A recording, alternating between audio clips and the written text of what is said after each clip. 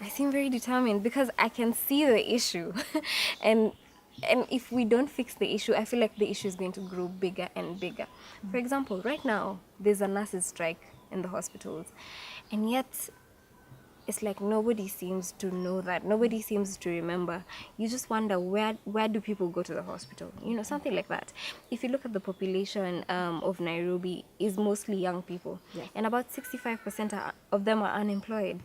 Those are very many people. A lot of my friends don't have jobs, and yet they're university graduates because of a broken down system. If we continue like this, we having a whole generation of people who don't have a way to earn money, to make ends meet, then what kind of generation are we raising?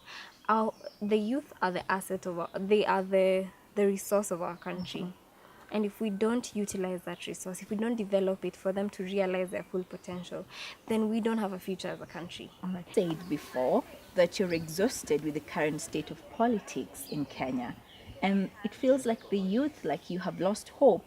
How do you intend to fix this? It's true, a lot of us have lost hope. A lot of young people have lost hope. In fact, many of them don't even want to go and vote because they feel like, what does my vote have to count for it? But that can be cured if only they can see a difference. If only someone can stand up and tell them that this is actually something that can be done and can be fixed.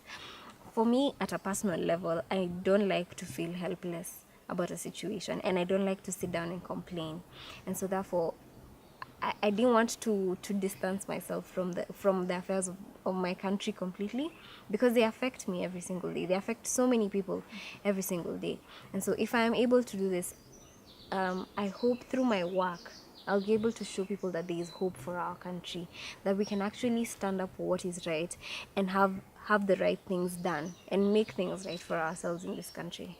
You, whether you win or lose, how do you position to continue being an advocate for young people? There are various ways in which I can advocate for young people, but I want to remain in this political space because we can do all the community work we want. We can do all sorts of intervention, but if the politics and the laws and the regulations and the policies are not correct, then we can't move on as a whole. We will only affect a few people.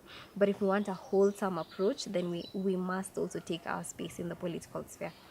There's been much talk about voting in Kenya being on tribal lines versus, issue lines, which is what it should really be. And this has been a point of debate in Kenya for so many years. What's your opinion on that? It's unfortunate, but that is true. However, I do feel like there are a lot of other people who think the way I think, who want us to solve the issue. And so there is going to rise a generation of young people, even older people, who believe that we are not going anywhere if we continue doing this. And so I think it's still there, but it's going to change. It's changing slowly. And if more people like myself can rise up and try and take into our hands these leadership positions, then we can show other people that, it doesn't have to be this tribe, it doesn't have to be in this way or the other way as we've been taught to believe. Corruption. How do you intend to fight that? Corruption. So people say it's theft. It's actually theft, honestly, and they're stealing from us as people. I'm a young person who's been working for 2 years now, and I pay taxes. And so every time I watch the news and hear of a big scandal, I cringe and I feel so terrible because you know what? My salary is not that much.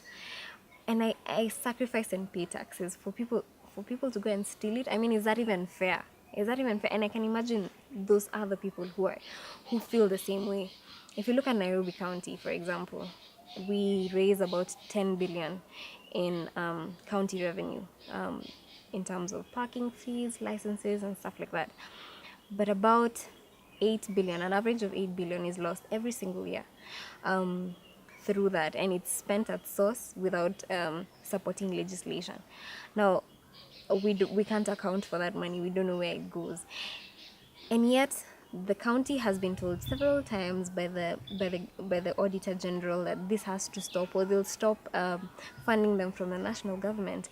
And yet, the leadership of the county has blatantly disrespected that call.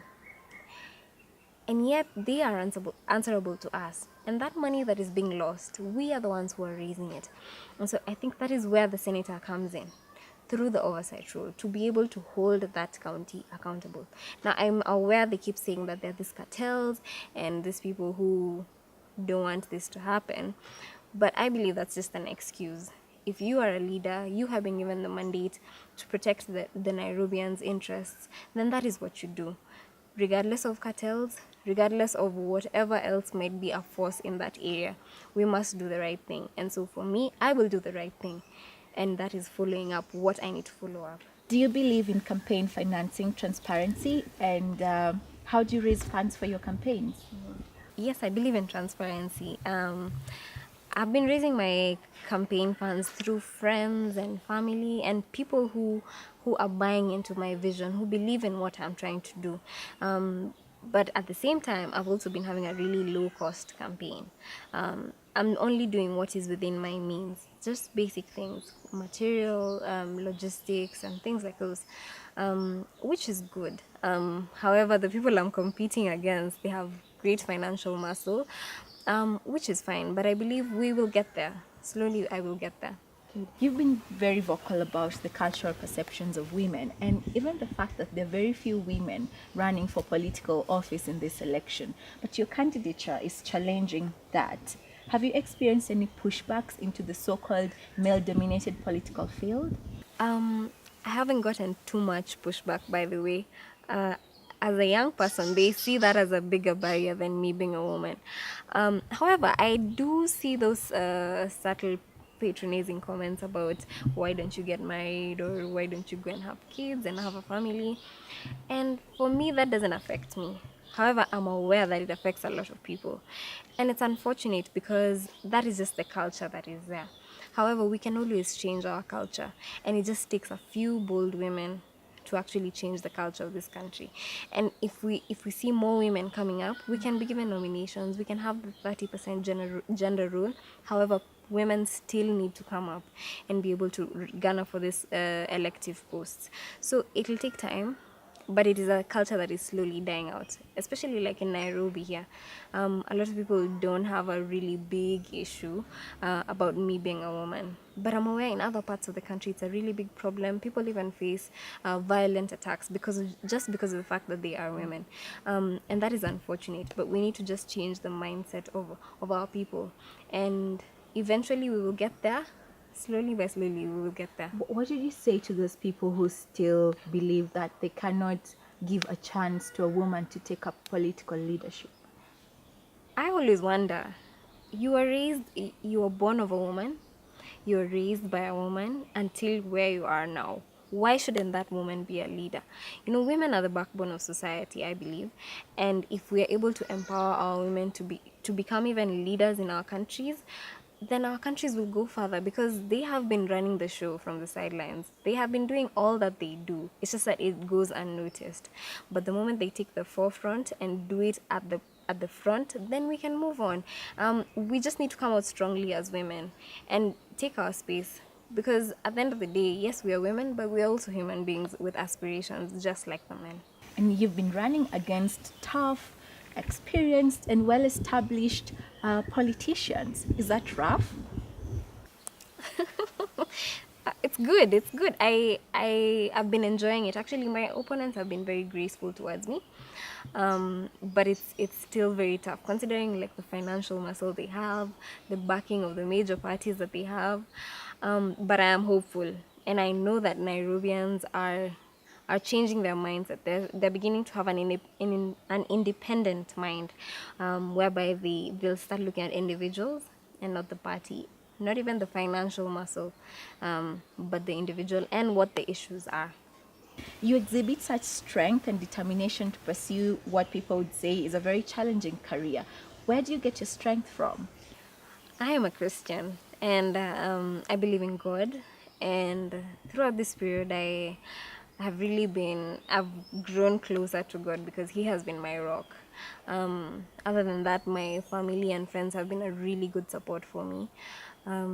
They've really helped me through every tough situation that I have had.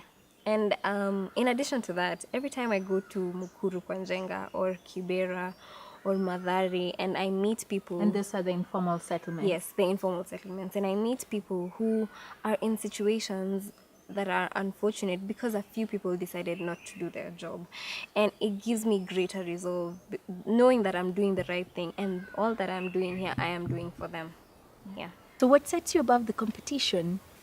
I respect my opponents very much. However, I feel like they carry a burden. They come with a lot of baggage, and that is what they represent in terms of the parties that they come from.